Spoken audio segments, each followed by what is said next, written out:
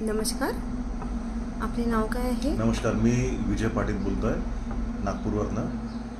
काँग्रेसच्या मॅनिफेस्टोबद्दल आपलं मत काय आहे मला जाणून घ्यायचं. जसे काही काल नरेंद्र मोदींनी जे भाषणात आपलं म्हटलेलं आहे की काँग्रेसने जो मॅनिफेस्टो आपला जाहीर केलेला आहे त्यामध्ये त्यांनी वैयक्तिक संपत्ती जो आहे स्त्रीधन म्हणजे जे काही त्यांच्याकडे धन आहे किंवा अजून आपली संपत्ती आहे ते म्हणजे त्यांना जाहीर करायचं त्यांनी त्याच्या मॅनिफेस्टोमध्ये लिहिलेलं आहे.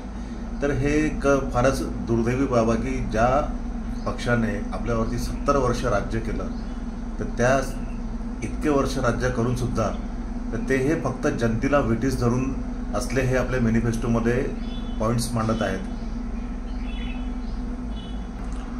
आणि जसं की हे काँग्रेस जे आहे त्यामध्ये दमदार नेता असा कोणता सध्या राहिलेला नाही आहे. आणि सांगायचं म्हटलं म्हणजे जे काही नेते आहेत तर ते फारच त्यांच्यामध्ये ती कॅपॅसिटी नाही आहे ती सर्व हँडल करण्याची. आणि ज्या प्रत्येक आपल्या भारतामध्ये जे काही डेव्हलपमेंट्स होत आहेत ते त्यांची विचारसरणीच नाही त्या प्रकारची.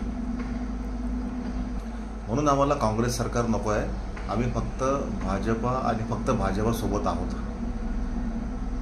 धन्यवाद.